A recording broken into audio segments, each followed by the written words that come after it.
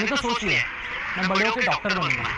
ऐसी सही है। मुझे नहीं लगता इस दुनिया में मेरे लिए कोई जॉब बना है। मतलब मुझे तो पता है मुझे आसान काम करना पसंद नहीं है, मैं कुछ टफ करना चाहता हूँ।